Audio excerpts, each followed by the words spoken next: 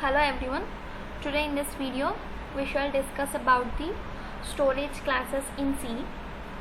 So in C language we generally declare variables using data types, and that data type will define you the type of the data you declare and the size of the data. Okay, we have seen that in the previous programs, and we also mentioned storage class before data type.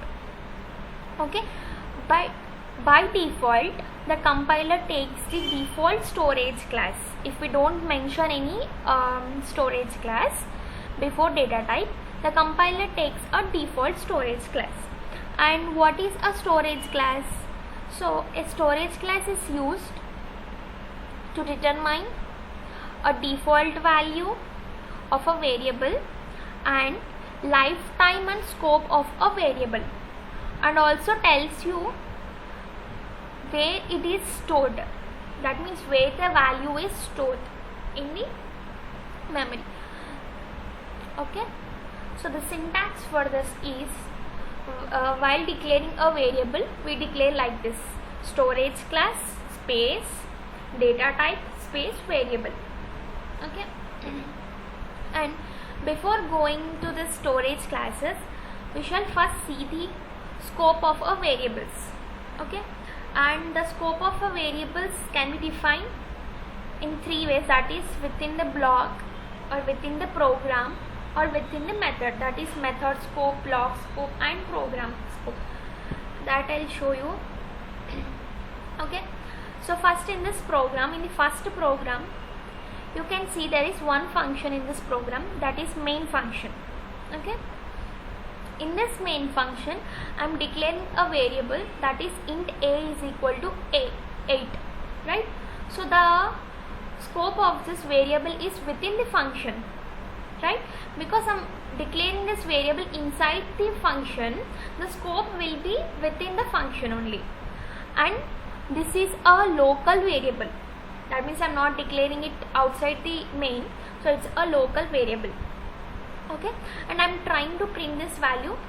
So this statement is within the function, so I am accessing the a value, so my output will be a.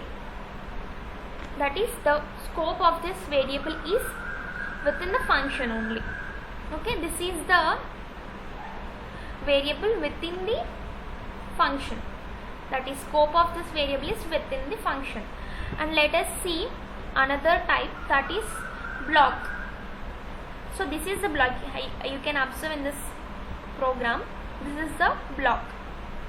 Okay, in this is the block. Whatever written within the two braces is known as a block. So first I am declaring a function.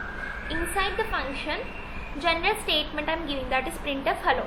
Okay, after that I am trying to place a block, that is inside the block I am taking a variable, that is a is equal to 8, and I am trying to print it or accessing the a value, that too inside a block. Okay, if I write this statement outside this block, my output will be different. I can't access this a value, I'll get an error. Okay, that means the scope of this variable is within this block only. This is the block scope. Okay, and the third one is program scope. Program scope is we declare a value outside the main function, and this value and this variable is a global variable. As we are declaring outside the main function, this is a global variable. Global variable. Okay, and you can see here, see inside the main function I am calling another function, that is user defined function. Where am I declaring this? Outside the main function, that is here I have declared a user defined function, that is void func. This func is my user defined function. Okay, so inside the function I have written a statement, that is printf %d comma a. See, whenever I declare this global variable, and the scope of this global variable is within the program. So I can access this global variable or the variable by using a function. So inside the function I'm trying to access a variable, a value, right? So I can fetch this a value using functions. Okay, so I'll show you this. See, I've written all three variables. That is, first one is global variable, that is the scope of this variable is within the program scope, and the function scope, that is within the function I'm declaring one more variable, and the last variable, that is I'm declaring within the block. See, I have taken three types of variables with three scopes in a single program, and I'm trying to access from different parts of the program. Okay, so my output will be 7, 8 and 10. Okay, first the compiler enters this main function. When he enters, he directly goes to this block and he finds a print statement. So print statement, I'll take another variable, that is b, c. So you can see, and here it is b, c. Okay. Now see, the compiler first enters this block and finds the statement, that is printf statement. So the a value will be 7, that is the scope of this block. Okay, so the value is 7. If I don't mention anything here,